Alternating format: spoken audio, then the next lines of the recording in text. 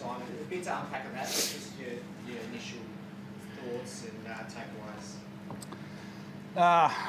Thoughts and takeaways. Look, I think early in the game, I didn't mind our first quarter. I was really disappointed with our second quarter. Look, we saw last year how the pressure can build in Perth when teams are on the ropes here. And we talked about it before the game. It's like, you're going to have a bit of juice. There's a bit to play for. And we felt, historically, I know this is a different Perth team, but historically, this team, the Wildcats that is, if they get offensive boards, they kill you. And I watched back the Cairns game during the week where they played really well. And it was the offensive board, kick out three, offensive board, kick out three. And we gave them those in the second quarter. So that kind of hung in my brain for a lot of the game. Like, I was disappointed with that. Offensively, I thought we were pretty good as long as the ball was shifting. Sometimes when fatigue kicks in, there's a lot of talent on the floor. We've got a lot of offensive talent. But when fatigue kicks in, sometimes the decision-making goes out the window and we put the ball on the floor a little too much. Overall, though, really, anytime you come in here and get a win, you're thrilled. Love this guy's second half. Obviously got foul trouble in the first half, didn't play. Creaky to abstain from the fifth foul, and guys were going at him trying to draw it.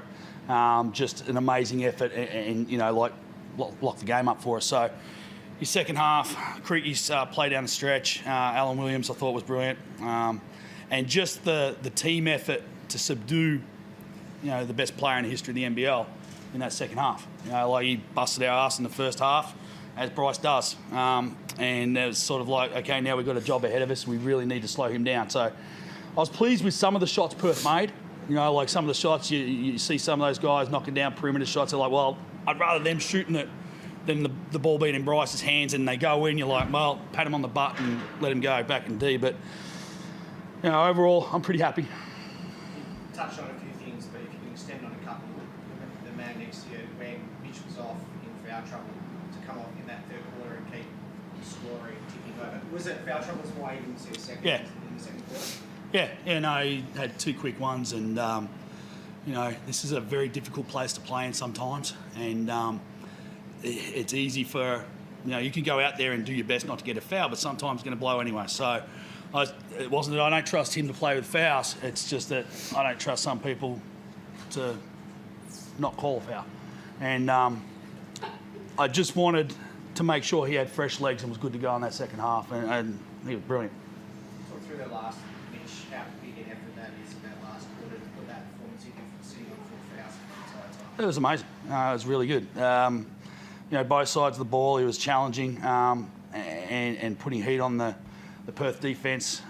We played through him a lot down the stretch and, got himself on the rim and, made those free throws down the stretch as well, which were key, and closed the game out for us, which is really good. You've got to have players back now for 2, 3, 4 games that you didn't have in the first couple. Are you feeling now that they're gelling together and you're getting where you want to be? Look, yes, we've won 3 in a row. There's certainly progress. Joe Chi's got a long way to go, just with his health and getting his fitness back.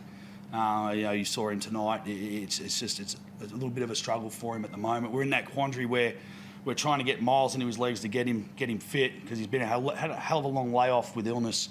We're trying to get him back fit, but he's pulling up sore from doing the work to get fit. So we've just got to sit down and have a chat with him and see what we can do best to get him up to speed. He's got a FIBA break coming up. He'll be back playing with China, and that's going to be a really difficult task for him as well. So we've got to make sure he's in shape for that, but also for what we do. And Trey, I thought he was really good tonight defensively. Did a wonderful job on Bryce at times, but he's still got a long way to go. I still feel like that he can get more explosive. I've seen him more explosive last year. He's just still working into fitness. As I said, when others are in foul trouble and you're coming in, you've got some fouls, but you've got to try and score as well. What was your focus points going in, trying to avoid fouling and knowing you had to be the man for a little while everything else settled down?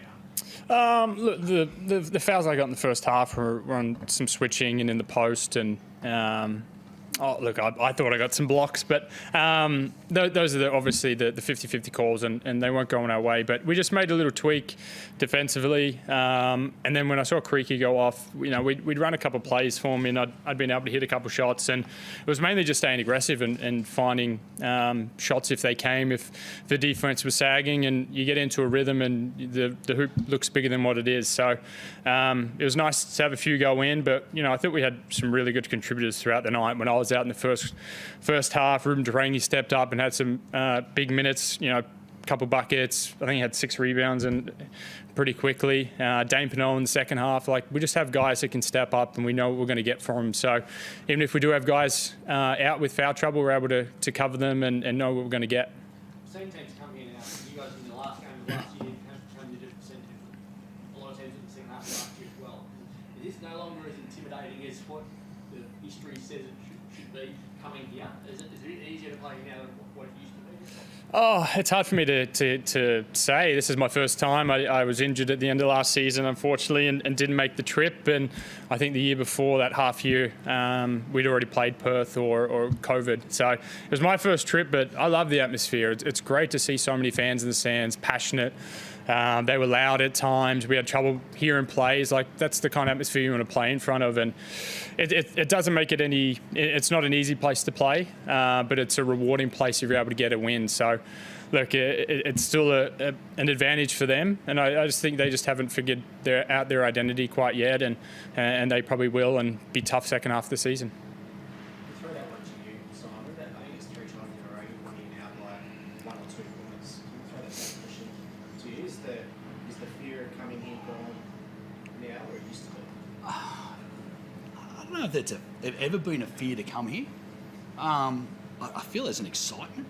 I mean, it's a wonderful venue, and the crowd's second to none.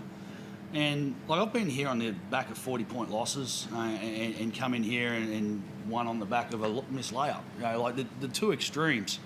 But it's always fun to come in here for the challenge, and that's what you seek in sports. When you're a kid, you play. You just love the competition, and there's no better competition than coming in here. Yeah, we won our last 3 here, but Jesse missed the layup. We went to overtime the next one, and Todd knocks that one down. We're on a huge losing streak here. We still come in here the next time, looking forward to it. So look, we've had a bit of luck. That's all I want to say. You got to back up again later on in the weekend. Is there any management of players you need to worry about? They've got a few that come back from injury. Yeah, look, I haven't spoken to Creaky yet. I mean, we kept him under 30, which is, well, we didn't keep him under 30. He was kept under 30. Which is in our favour for the Adelaide game. We're trying to reduce his minutes this year, but he's so bloody good, and his coach wants to keep him out there all the time. So, look, it's good that he's got his down. Rody obviously he had a rest in the first half. Gary's going to be someone we have to look after, and Trey. He's played 30 minutes tonight, 29-56, and he copped a pretty, good hit from Nordo on that layup, and we'll see how that comes up. But we've got guys there who'll be fresh, who'll be able to step in if there's anyone who's got some fatigue. Yeah, Simon, Andrew Kenyon from maybe your podcast. Nice to How you doing? I can barely see. There he is. Just wanted to ask a question around strategy. It seemed like you were able to reverse the ball a couple of times and then find some good looks near the basket, which was a good strategy on your behalf. And then it seemed like they tried to compensate for that and opened up Rowdy for some shots in the second half. Was that the plan going in, or just how it played out? No, not necessarily. I mean, sometimes when you've got the offensive talent that we have, and you just sort of, it's like a boxing match. You go in, you sort of feel each other out for a round or two, and then you find something that's working and you commit to it. The majority of our strategy is about the other end of the floor. We've had people that we want to attack from an offensive standpoint, but there's multiple ways of getting into people that we want to go after. The majority of our week preparing is about how do we want to defend Bryce, how do we want to defend Travers, and how do we want to defend Nordo. That's where most of the strategy comes in. The one thing tonight, we were pretty good in the paint with our scoring, and that does free up a shooter like Rowdy. And sometimes, guys just face guard him, and he's out there, and it's almost like he's a decoy.